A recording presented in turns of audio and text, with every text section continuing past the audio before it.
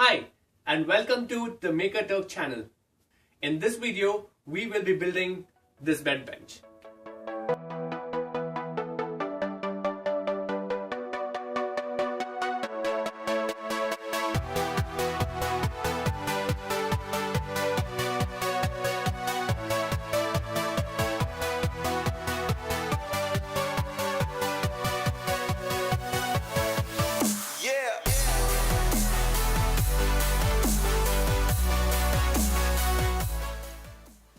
In this project, I will be using a router, a jigsaw or a circular saw, a chop saw, a cat. Oh, wait, that's for a different secret project. A sander, a drill, lots of clamps, and other knickknacks like glue, screws, a pocket hole jig, and more importantly, safety equipment, especially when you're using power tools. I start with cutting a 3/4 inch plywood to size. This will become the base of the upholstered cushion. Here I like to make some rough plans before I get started with the project, but when I'm into the project I always make some changes and go off plan. Here I'm using the factory edge as a starting point for my measurement. Marking these edges is always a good idea, especially when you're making a lot of cuts.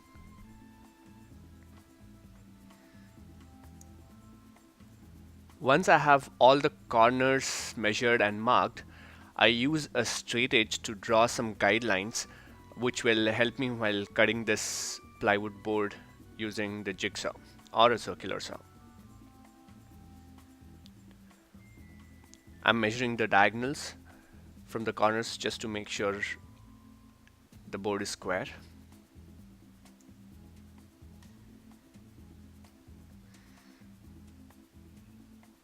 So here's my first cut on the plywood.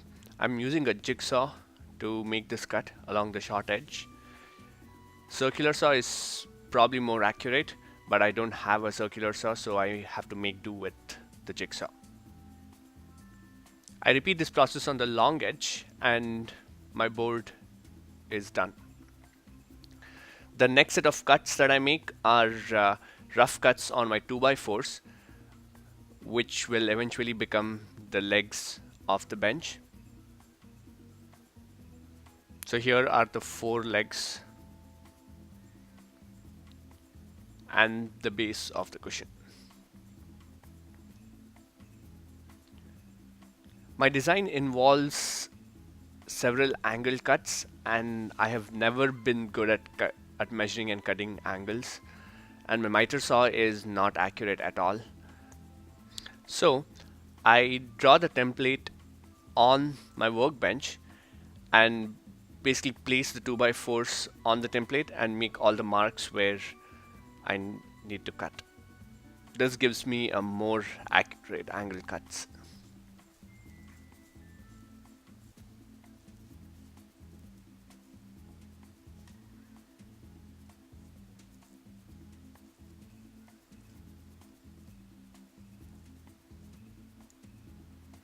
I repeat this process for all the leg pieces. I'm going to use a half lap joint to make the X's, which will become the base of the bench. So I'm marking out the place where the 2 legs intersect. So once I have the half lap joints marked, I use a router to take out all the material. This was my first time using the router and I was not comfortable with it at all, and it made a lot of mess. So I switched to using the miter saw with a depth stop to make these half lap joints.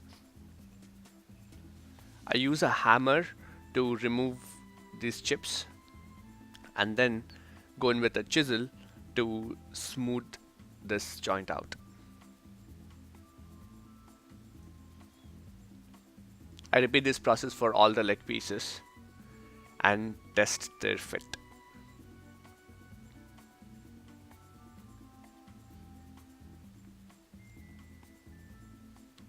You can see my template in the background on the bench. This turned out to be a very snug joint. It was difficult for me to take this apart after testing.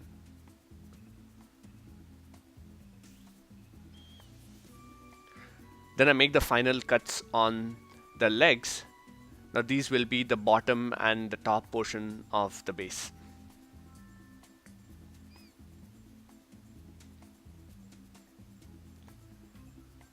So once that's cut, again I test them out to make sure they're sturdy.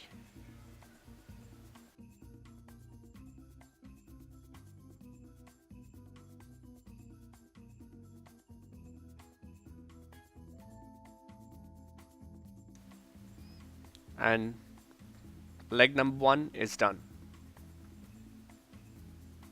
I repeat the same process to make a second leg.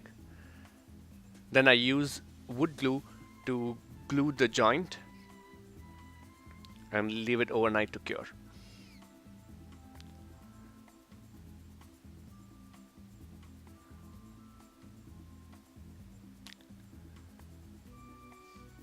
My next step would be to build a beam which goes across the legs. This will give a little more stability and strength to the base. I use a 2x4 and mark it to size and cut the beam. I was going to use mortise and tenon joints to join this, but I got a little lazy. So I'm using pocket holes to join the center beam to the legs.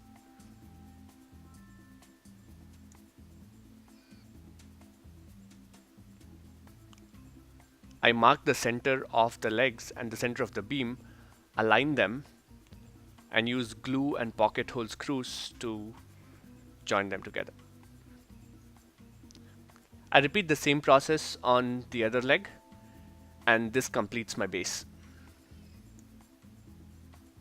I let the glue dry for a couple of hours and come back to just do a dry assembly and make sure there is no wobble in the bench, and just to make sure the bench is strong enough.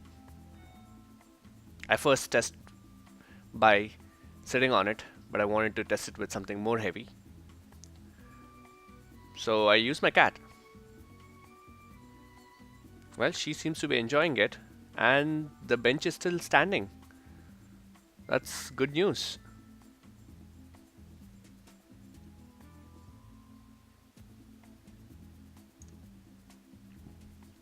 The next step is upholstering the top.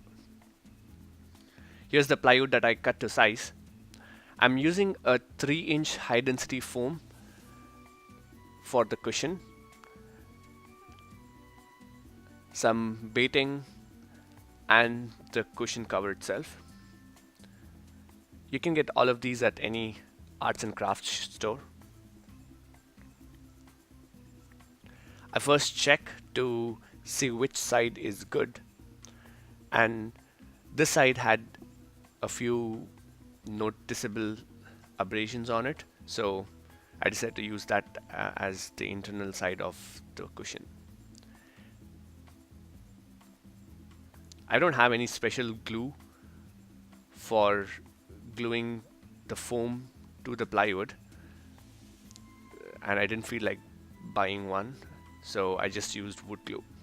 Again, I'm going to be stapling the baiting and the cushion cover to the plywood, so that should give it enough strength and the cushion won't move. Once the glue dries for a couple of hours, I come back with a sharp knife and cut the foam to size.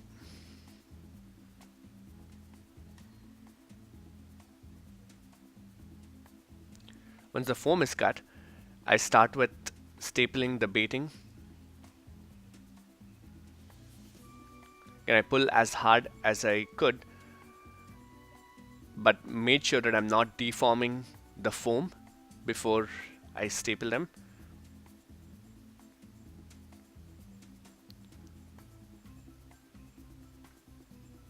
Yeah, I'm not really that good at stapling. So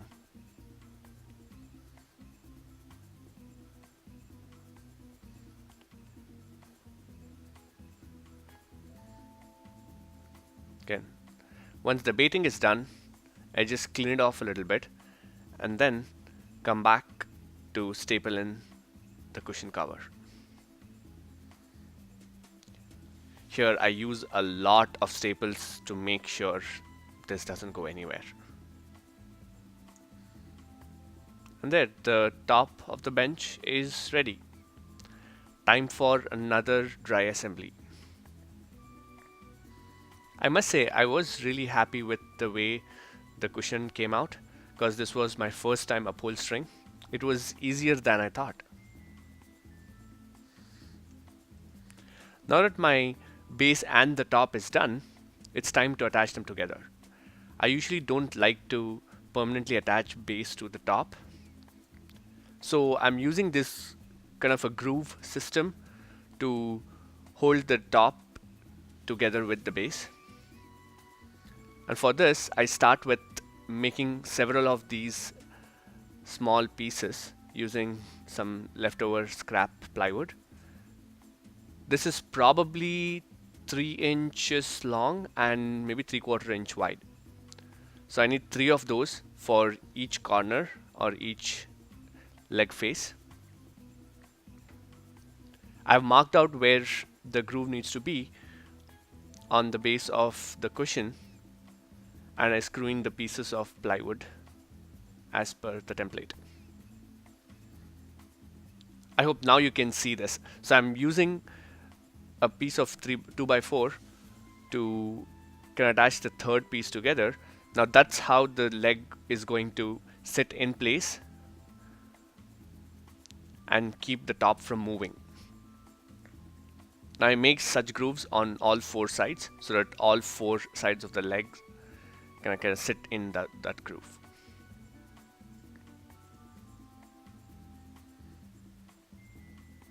Now I'm doing a test fit. And this turned out to be a snug fit as well. I was very happy with the way this turned out.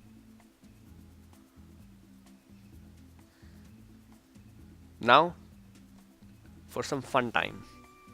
Sanding and staining. So once I sanded down the base, we decided to not stain it to kind of go with the decor of our bedroom. So I just decided to just poly it. I gave the base a couple of coats of poly and the bench was done. Now for the final assembly.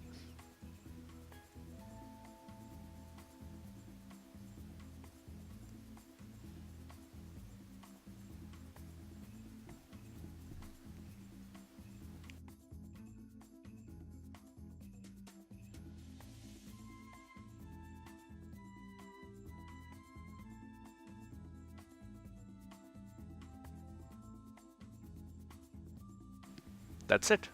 The project is done. Hope you guys enjoyed this build. If you like to watch more such videos, please subscribe to my channel. If you have any comments, please leave the comments below. And I'll see you guys in the next video. Thank you.